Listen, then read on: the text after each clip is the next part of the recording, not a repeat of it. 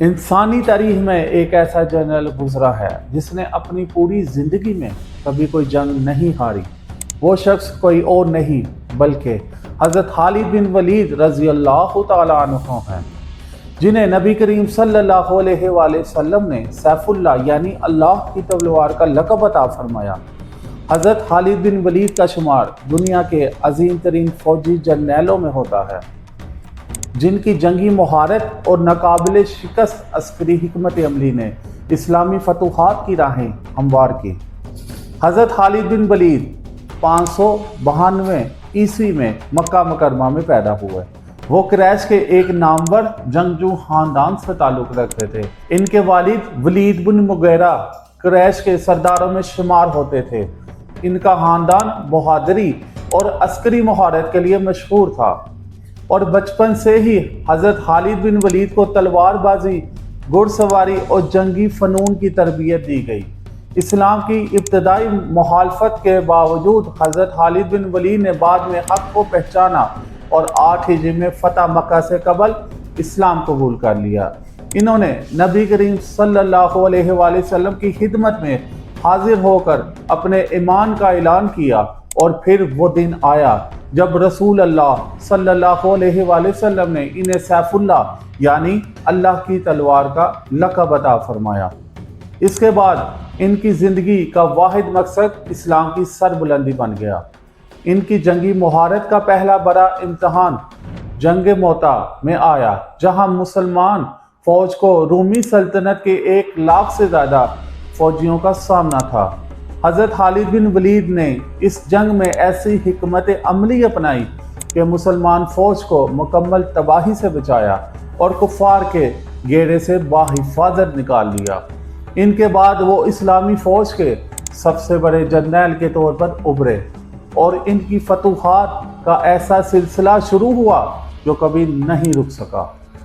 حضرت خالد بن ولید کی جنگی حکمت عملی اتنی منفرد تھی کہ انہیں دنیا کے سب سے بڑے فوجی دماغوں میں شمار کیا جاتا ہے۔ انہوں نے کئی اہم جنگوں میں اسلامی لشکر کی قیادت کی۔ جنگ یرموک میں حضرت خالد بن ولید نے رومی سلطنت کی سب سے بڑی فوج کو شکست دی، جو اسلامی تاریخ کی سب سے فیصلہ کن جنگوں میں سے ایک تھی۔ اس طرح جنگ قادسیہ میں ان کی منصوبہ بندی نے ساسانی سلطنت کے زوال کی بنیاد رکھی۔ حضرت خالد بن ولید کی خاص بات یہ تھی کہ وہ ہمیشہ دشمن کی کمزوریوں کو سمجھ کر حملہ کرتے، اپنی فوج کو اس طرح تربیت دیتے، کم تعداد کے باوجود بڑی سلطنتوں کو شکست دے دیتے۔ ان کی جنگی حکمت عملی کو آج بھی دنیا کے ملٹری اسکولز میں پڑھایا جاتا ہے۔ لیکن حیرت انگیز بات یہ ہے کہ حضرت خالد بن ولید نے 100 سے زائد جنگوں میں حصہ لیا اور ایک بھی جنگ میں شکست نہیں کھائی۔ وہ نہ صرف ایک بہترین جنگجو تھے بلکہ اپنے سپاہیوں کے ساتھ انتہائی محبت اور انصاف سے پیش آنے والے تھے۔ ان کی بہادری کا عالم یہ تھا کہ وہ ہمیشہ دشمن کی صفوں میں سب سے آگے رہتے اور اپنے لشکر کے لیے ایک مثال بن گئے۔ اسلامی تاریخ میں ایسی کوئی شخصیت نہیں گزری جس نے اس قدر فتوحات حاصل کی ہوں اور کبھی شکست نہ کھائی ہو۔ لیکن دنیا کی حقیقت یہ ہے، ہر عظیم جرنیل کا ایک وقت آتا ہے جب وہ جنگ کے میدان سے باہر ہو جاتا ہے۔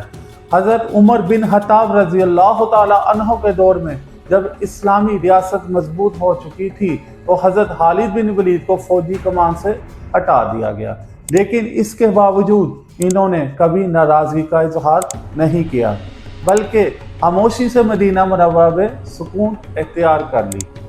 حضرت خالد بن ولید کا انتقال 642 عیسوی میں حمص موجودہ شام میں ہوا۔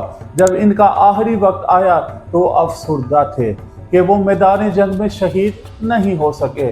ان کے جسم پر کوئی ایسی جگہ نہ تھی جہاں زخم کا نشان نہ ہو، مگر اللہ کی مشیت نے ان کی شہادت کسی جنگ کی بجائے بستر پر لکھی تھی۔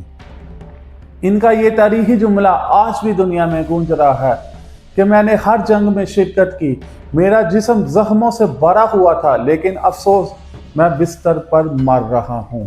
کاش میں میدان جنگ میں شہید ہوتا۔ حضرت خالد بن ولید کی زندگی بہادری، قربانی اور بے مثال قیادت کا نمونہ ہے۔ وہ تاریخ کے وہ واحد جرنیل ہیں جنہوں نے کبھی شکست نہیں کھائی۔ ان کی فتوحات نے اسلامی سلطنت کو ناقابل تسخیر بنا دیا اور ان کی جنگی حکمت عملی کو آج بھی دنیا میں بہترین فوجی دماغوں کے ساتھ شمار کیا جاتا ہے۔ ان کی زندگی سے ہمیں کیا سیکھنے کو ملتا ہے؟ اپنی رائے کمنٹ سیکشن میں دیں اور مزید دلچسپ ویڈیوز کے لیے ہڈن ویز کو سبسکرائب کریں۔